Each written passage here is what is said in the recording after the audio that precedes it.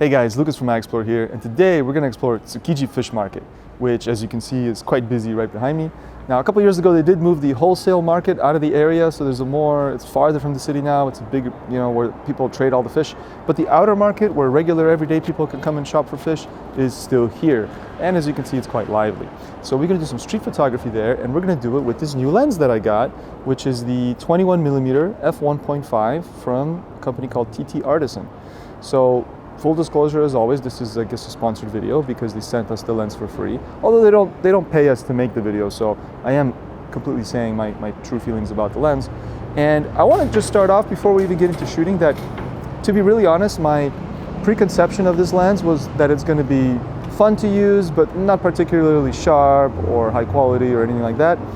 And I had shot with it already once or twice, and I was impressed that actually it's quite sharp when stopped down. So I'll talk about the details later, but it's sort of more than my first impression of it. I was basically pleasantly surprised by the quality of this lens. Okay? And one more thing, please don't forget, we do have a Patreon. We do have on Patreon access to a map of Tokyo photo spots you can check out. And if you support us on there, you can get access to these videos early and ad-free. So you can watch them off of YouTube, you won't see the ads. All right? So yeah, let's get started. iExplore. So first things first, this is a fully manual focus lens. I'm going to use zone focusing. I'm going to put it on f11 because it's very bright and sunny. And I'm going to set my zone to between infinity. So I'm putting in fact, we should get a close-up of this. I'm putting the infinity mark on the 11 here, which means I'm in focus from infinity all the way to the other 11 mark, which is on 0.9 meters. So when the camera's when the lens's aperture is set to f11, everything is in focus from infinity down to 11 meters, assuming I set this way. So that's what I'm doing. I'm essentially using a particular subset of zone focus called hyperfocal distance, where I have just as much in focus as possible, which is going to be great for street photography because I'm not going to need to worry about focus pretty much at all. I can just shoot whatever I want. Now, because of how wide this lens is, I'm going to have to get very close, and I find it'll be better if I get closer to people. So I'm going to actually be a little more low-key today. I'm going to use the back screen and shoot like this. It's also faster. That's the main thing. Bringing this up to my eye takes time, so I'm going to keep it like this. Actually, right away, this is a cool shot here because the sun is just peeking out from behind the building there, and it's creating this beautiful sun star at f11. And right away, I think if you see the photo on the screen here, it will give you a sense of this lens's sharpness when stopped down. It is less sharp wide open, of course, as all lenses are, and we'll talk about that later when we're in a darker spot. But for now, we're going to walk through this crowd, and I'll see what I can shoot in terms of street photography.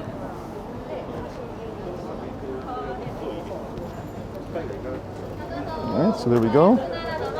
See, I like how it's super wide at 21mm. So I can get really close to subjects and it feels very natural, right? There's still plenty of context. Okay. It is kind of hard to see on the screen in the sunshine here, but I like shooting this way. I'm kind of using it the way I use my Ricoh GR, where I'm holding it out in front of me instead of at my eye, and I'm looking at the screen here. This is actually where, to be honest, maybe the strap, I'm going to back up a second. Maybe the strap is not necessary. It would be easier without it. I'm trying to create a little flare here. The scene wasn't interesting, but there was a nice lens flare, and I wanted to show you guys, again, the characteristics of this lens optically, for better or worse. Right. It's actually not as busy today as I thought. I came here last Sunday, it was more crowded than this. Now, of course, for some scenes like this, the ISO went all the way up to 1600 at f11, but I just let it happen. I rolled with it. It's fine. There's a moment there. Again, with the beautiful, I missed the moment of the person paying out the change, but again, really nice light and lens flares. All right, so we're gonna head left here, or right. I forget which way is better. Let's go right. There's another street around the corner here. Understand? All right, we'll go around the block. Yeah, there's another street down there. We'll head down that one. So I don't usually do this kind of street photography where I walk around and kind of run and gun, Bruce Gilden style, but I just find that this lens sort of wants to be shot that way. It just kind of makes sense because of everything I've explained already in terms of the zone focus and all that. let's see what all the ruckus is about.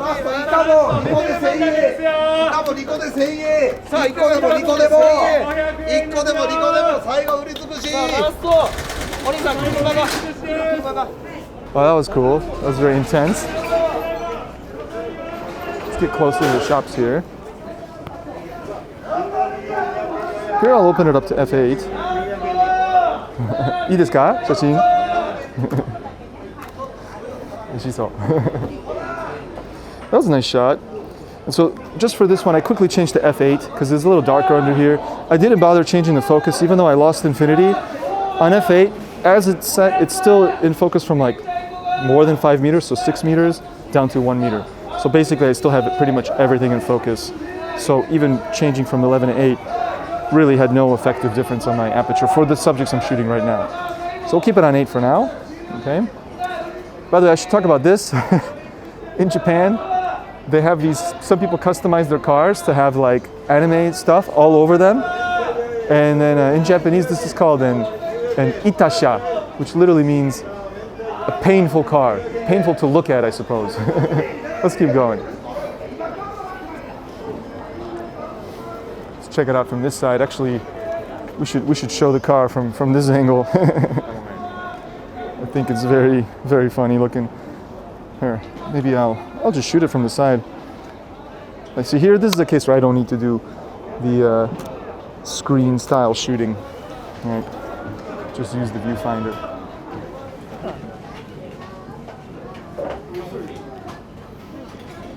Gets a little less lively. Let's pass through this passage here. Just here. There's a cool little thing in here. We're actually going to pass back to the other street, but that's fine. I think that street's more interesting. And here, because it's very dark, I'm going to go to f2. And then for the zone, now the zone is so shallow that I can't have like everything in focus. So I'm going to put it between, let's say 4 meters, and I should get it in focus between like 6 and, I don't know, less than 2 meters somewhere, just for now, just to see. And I'll probably manual focus things as necessary. Yeah, so let's see here. This is where actually zooming in and using the capabilities of the mirrorless camera to get a tighter, or to zoom in and see if things are sharp or not is really useful. Wow, I really like this. This American flag motif here is cool.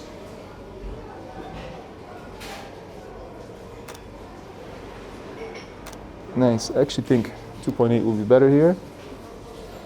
Now you saw that when I changed the aperture, I had to look at the lens because it's a totally non-CPU, non-electronic lens, which means it doesn't communicate with the camera body at all.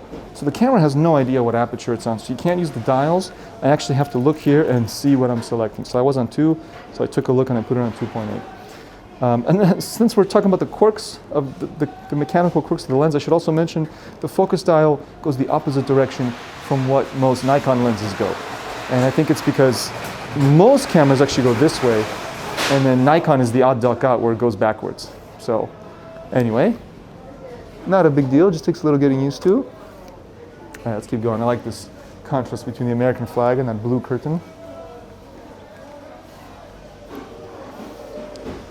Very cool. Wow, fancy knife shop over here. Wow, look at that. Really classy looking. Cutlery.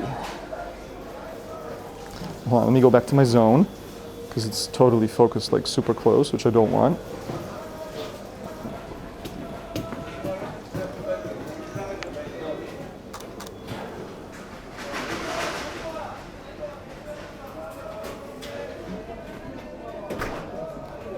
Actually, I kind of feel like maybe we weren't supposed to walk through there.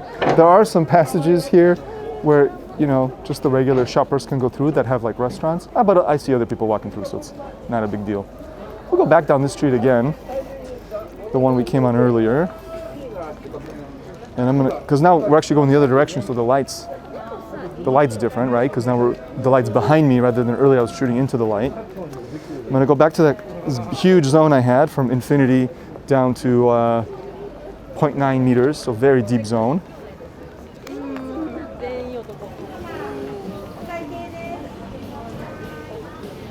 And here I should mention that I can smell the grilled oyster. It smells good.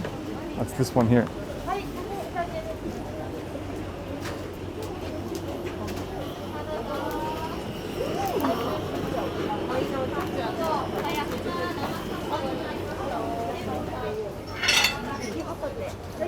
Let's keep going. I don't know if I got that in focus. I kind of did it quickly on the zone I had, but I realized that maybe it was not the right zone for such a close scene. But okay, it's all good. Yeah, it looks like I got her in focus, but not the oysters. So that was my bad for just being in a hurry. I should have adjusted my zone there. I didn't even have to be precise, but I went from f11 to 5.6, and that shrunk down my zone, and it wasn't quite enough for that shot. Let's go down this street now.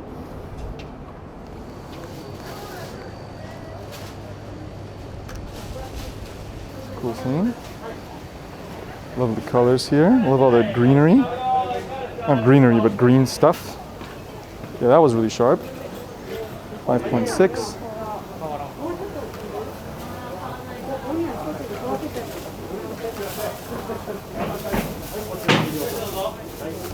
Nice. Very cool.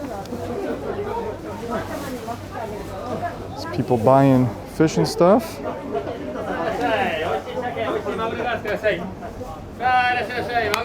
Can also shoot like this effectively, I think.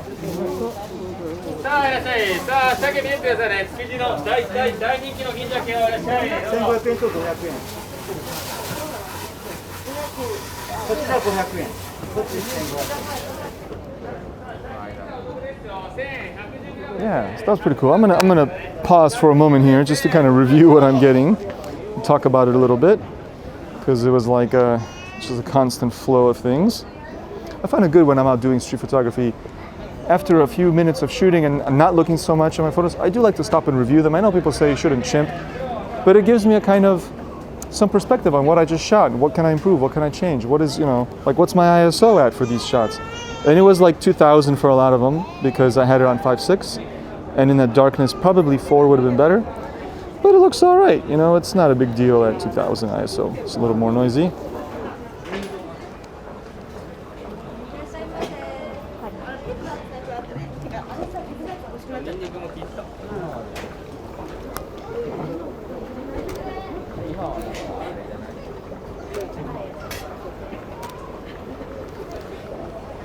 Wasn't as interesting as I wanted. It was okay.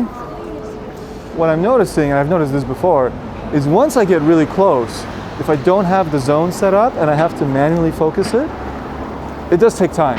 So it's hard to be fast, right? Especially since it doesn't, like I said, it doesn't communicate at all with the camera body, which means that when I'm using like electronic lenses that have that do manual focus, the focus point in the center of the viewfinder will turn green when I get focus, but this one doesn't. So either I have to just trust it, or I use the plus button to zoom it in and then focus, which takes a lot of time, and it means I don't see the full context of what's going on. So it's not great for fast things like that. So I'm trying to rely on the zone, but the zone, of course, gets shallower. The depth of field gets shallower the closer you focus, which means if I'm very close to things like those guys grilling the oysters like that, it's hard to just rely on the zone. It's not impossible, but it's hard. And I'll be honest, I haven't gotten used to it yet because this is still kind of a new lens for me. This is only the third time I think I'm taking it out. Let's go this way.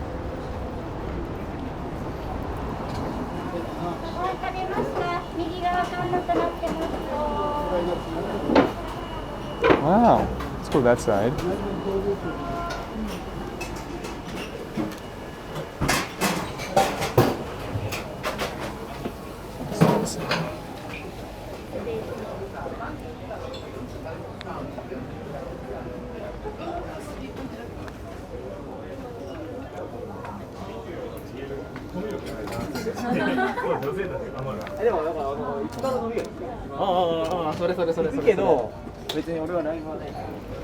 Okay, that's kind of neat.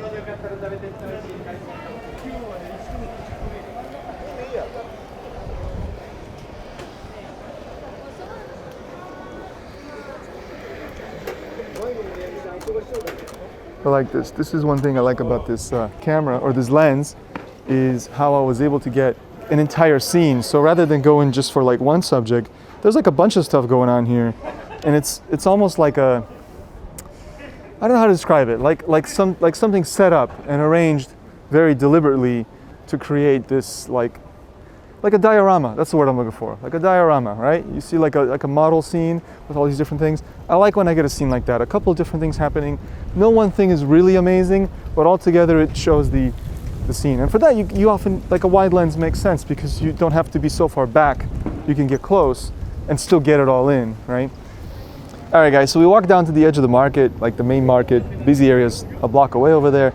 And there's this shrine here, which is called Namiyoke Jinja. And Namiyoke literally means like avoiding the waves, the shrine of avoiding the waves, because this is where all the fishermen, for decades would come here to pray for good luck and safety on the seas when they go out fishing.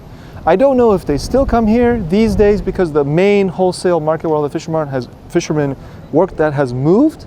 As you can see, that's the entrance right there. Kind of hard to see against the light, but it's all blocked off. And if you look at it from Google Earth or Google Maps, from above, from a satellite, it's just a giant parking lot. So it's all gone, sadly. But the shrine for the fishermen is still here. So, and it is being renovated right now. So we're gonna take a look. I'm probably not gonna spend a lot of time shooting in here because it's not very photogenic right now. But just as a little, point of interest in this area, I think it's warranted to talk about it a little bit. So let's go in there. You should always bow before you enter a shrine.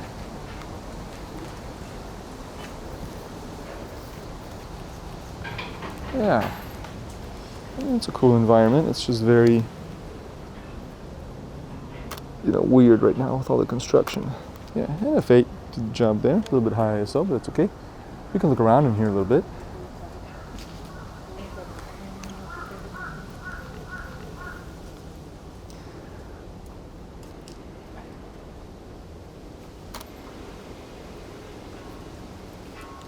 Nice. That's really cool. I actually haven't personally been in this shrine in a long time, a couple of years.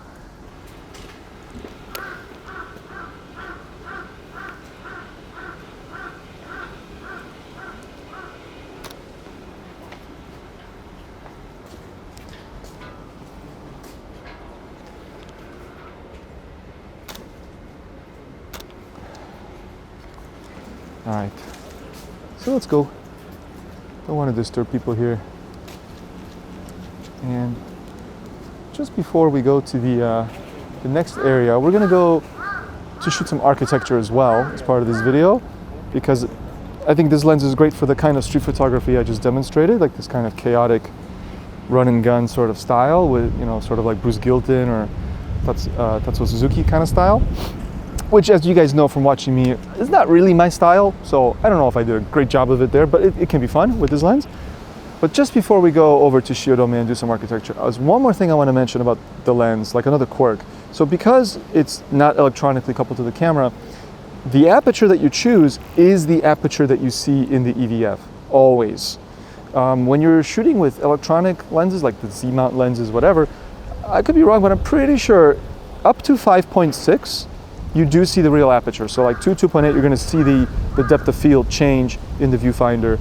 But after 5.6, I think the camera no longer reduces it and just keeps it at 5.6 until you take the photo, in order to keep a lot of light in the viewfinder so that you can see clearly. There's plenty of light for the viewfinder to do its preview. But on this lens, that's not the case. If I put it on 16, I'm seeing 16 in there, which makes it a little tricky to focus, because you don't, like on f11, you're turning the focus and it doesn't look like it's changing at all because the DOF is so deep. So it's kind of hard to be sure if you're getting the exact perfect center of the DOF on your subject or not. So it's a little bit tricky to use in that regard, which is why I've kind of gravitated towards this style of using the zone focus, because I just find it actually more reliable as long as I get the zone right. Okay, so just a little tip about this lens. Anyway, off to Shiodome. All right, guys, we're gonna cut it short right here because it was turning into quite a long video, but I do think that we gave a pretty good overview of the lens, but there will be a part 2. So part 2 will focus on a more architectural kind of environment in an area called Shiodome. So that'll drop in a couple of days. We'll upload that to YouTube. But if you follow us on Patreon, you'll get both parts right away, ad-free. So maybe check that out. And also, if you're interested in the lens, the TT Artisan 21mm f1.5, do check the referral link in the description below. It does help out the channel if you click on that and purchase the lens if you're interested. But anyway, we just appreciate that you got to the end of this quite long video, and we'll catch you in the next one. And of course, remember always, challenge your eye.